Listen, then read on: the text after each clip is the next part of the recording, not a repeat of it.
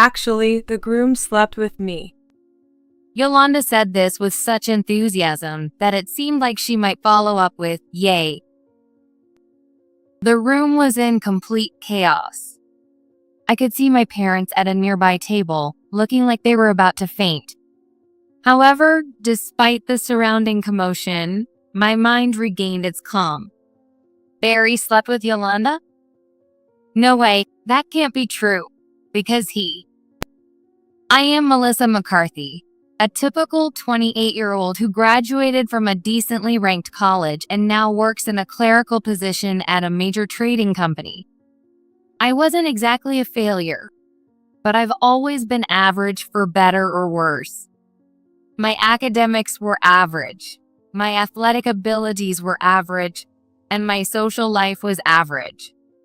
I had no significant problems, but nothing particularly praiseworthy or outstanding either. This didn't change as I grew up. Despite my efforts, my work performance is average, and so are my housekeeping skills. Thinking back, my upbringing was pretty average too.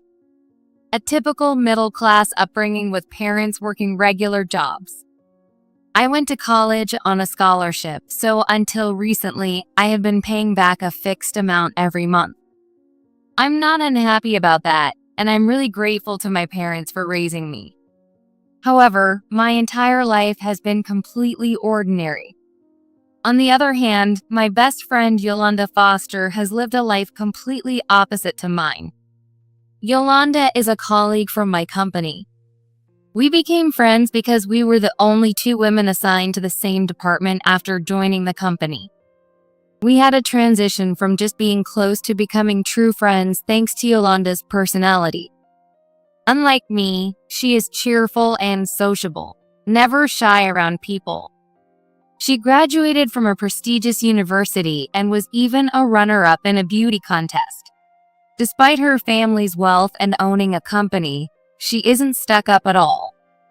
Sure, she's confident and dates handsome guys from top companies, but she's capable at her job and always attracting attention because of her charm. She's also considerate and proactive. She's different from me. Maybe I'm just envious of Yolanda. Even though I consider her my best friend, thinking about our differences always makes me feel uneasy. With a sigh, I press the enter key harder than necessary. After 5 years at the company, even if I'm not very efficient, I'm used to the work. So, even while lost in thought, my fingers keep typing on the keyboard. Then, I feel a light tap on the back of my head. Hey, Melissa, what's with the sigh? Frustrated? It didn't hurt at all, but I turn around in my chair, rubbing the back of my head. Yolanda is standing there with a rolled-up document in her hand. Yolanda. Seriously, you haven't made any progress with your work? You're so inefficient. Lunch is in 30 minutes. Yolanda peeks at my desk and comments with a look of exasperation.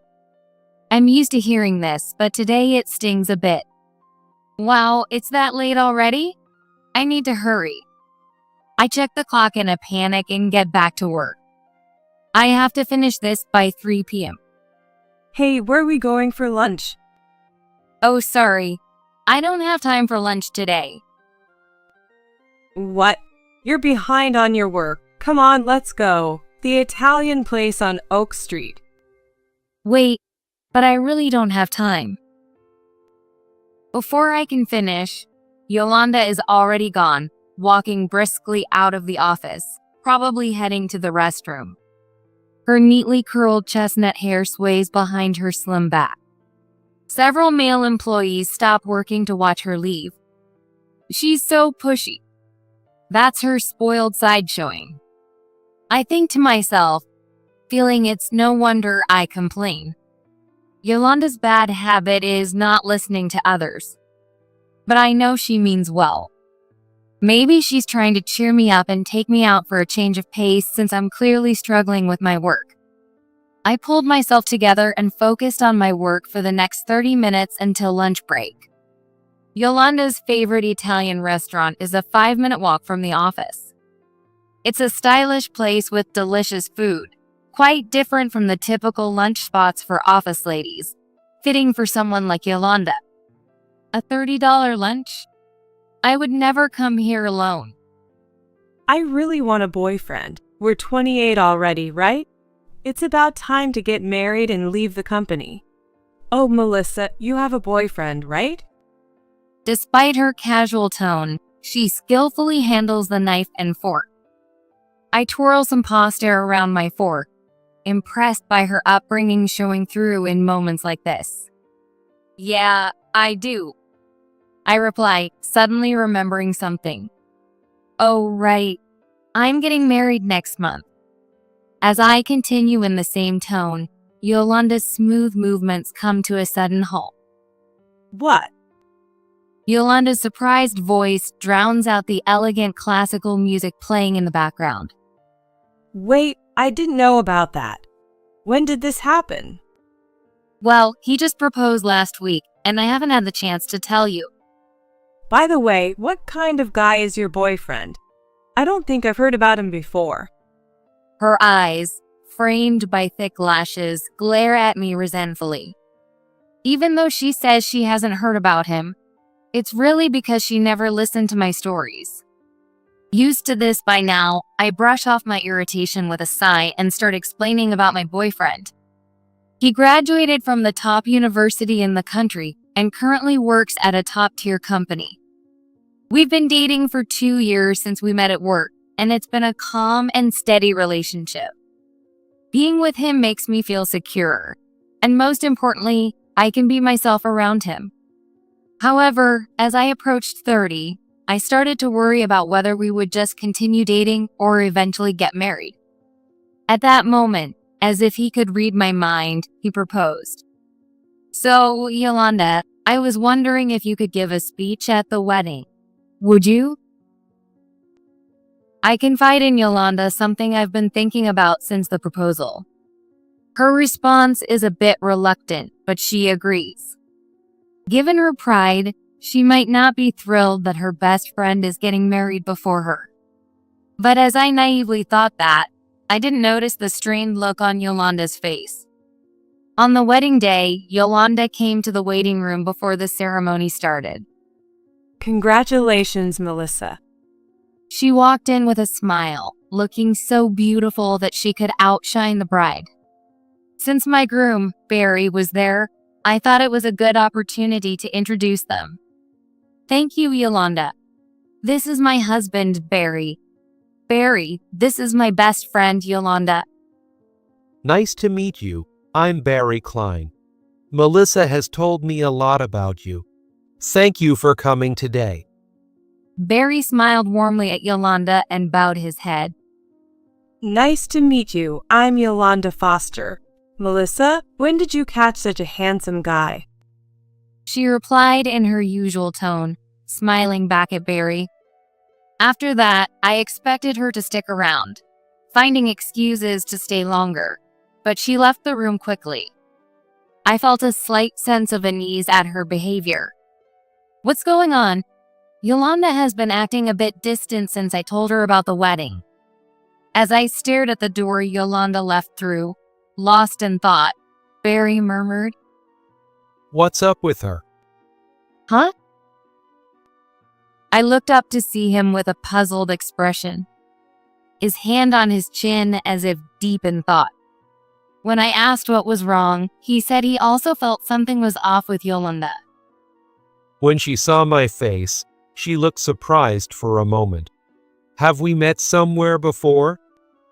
Even as he said that, he didn't seem to recall anything. Yolanda is a striking beauty, so it's unlikely he's confusing her with someone else. Though we both felt something was off, we couldn't find an answer, and the wedding reception began. The large venue was filled with round tables, and everyone, familiar and unfamiliar, wore smiles. As I surveyed the room from the head table, the reality of getting married slowly sank in. I had always thought I'd never get married. An ordinary life, an ordinary day-to-day existence. I didn't know if not getting married was normal or not, but I had always imagined I'd live alone. Until I met Barry. The reception proceeded smoothly, and it was time for the friend's speech. I unconsciously looked at Yolanda. She stood up gracefully and walked towards us, her heels clicking on the floor. Wow, she's gorgeous, and is she a celebrity? Were among the whispers I heard.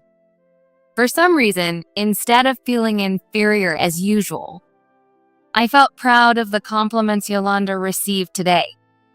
I looked up at Yolanda as she stood at the microphone, feeling unusually calm. She looked even more beautiful than usual today. I hope she finds a good guy soon, though it might be hard for her to choose because she's so picky. As I was thinking that, she suddenly looked at me with a mischievous glint in her eye. Melissa, congratulations. I was debating whether to say this, but I don't want to hide anything from my best friend, and I don't want it to come out after the wedding and cause trouble, so I'll say it. With that preface, Yolanda smiled brightly. Huh. The room started to buzz. My calm heart was suddenly thrown into turmoil. What is she going to say? When I turned to look at Barry, he looked just as confused. Barry glanced at me as if he had no idea what was happening. In hindsight, I should have stopped Yolanda then. Actually, the groom slept with me. Yolanda declared this with such an almost celebratory tone that it seemed like she might follow up with yay. The room descended into chaos. I could see my parents at a nearby table, looking like they were about to faint. However, despite the surrounding chaos, my mind regained its calm. Barry slept with Yolanda? No way, that can't be true, because he... Yolanda, what are you talking about? Sorry, I can't keep secrets. It's exactly what I said. We slept together. That's impossible. Huh? Yolanda's beautiful face twisted into a mocking smile. It was no longer beautiful at all.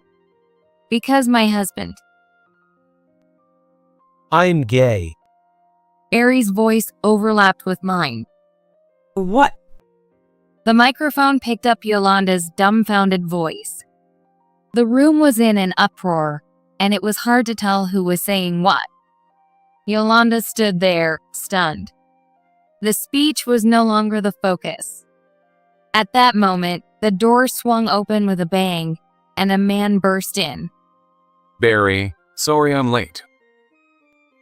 The man at the entrance looked exactly like the groom. Yolanda looked back and forth between the man and Barry, speechless. Glad I made it, but what's with the mood here? The man walked towards us, puzzled by the atmosphere. As he approached, he noticed Yolanda and called out. Hey, long time no see. What are you doing here? He raised his hand and greeted Yolanda casually. Wait a minute. What? 2 berries? What's going on? Yolanda, who had been so assertive moments ago, now sat down weakly. Finally understanding the situation, I got up and walked over to Yolanda. Actually, Fred and my husband Barry are identical twins. At first glance, they look like the same person. But if you look closely, you can see their different personalities in their eyes. Barry, the older brother, has gentle eyes, while his younger brother, Fred, has a mischievous look. But unless you're close to them, it's hard to tell them apart. Unlike his brother, Fred graduated from high school and has been working part-time since. He's sociable and good at interviews, but he keeps quitting jobs and looking for new ones. Fred also has a complicated relationship with women.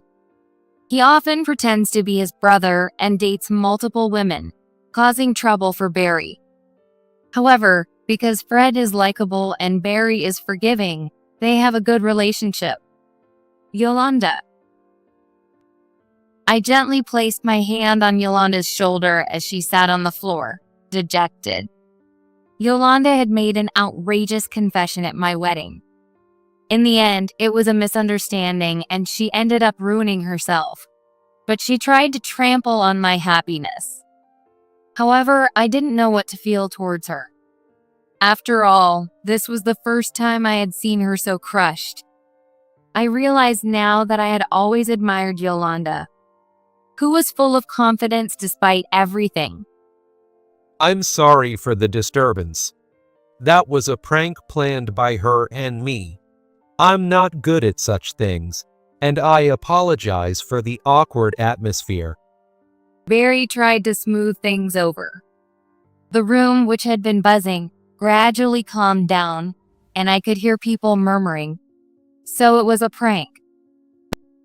Regardless of how well the follow-up was, he was trying to look out for Yolanda, who had embarrassed herself in front of everyone. But it is true that I am gay. And it is also true that I love Melissa. From there, Barry spoke confidently. Yes, Barry is gay. When we got to know each other and started to grow closer, he told me himself. I was surprised and shocked, but he told me he still wanted to be with me. Despite having only been attracted to men, Barry grew to love me as a person, beyond gender. It's a little different from romantic love, but he respects me deeply as a soulmate and as a person. His feelings settled into my heart. It was certainly shocking to have my previous notions overturned. But love is not only about romance. I felt a growing desire to respond to his feelings. I decided to love everything about him, his career, his good looks, his pure-hearted nature, and the fact that he sincerely faced his identity as a gay man while loving me.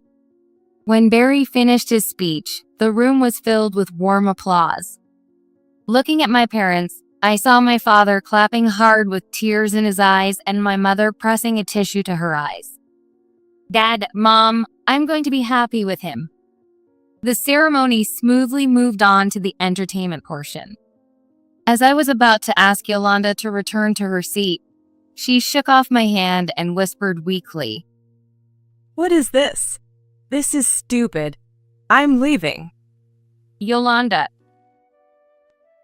She staggered to her feet and walked unsteadily toward the exit. I couldn't bring myself to follow her.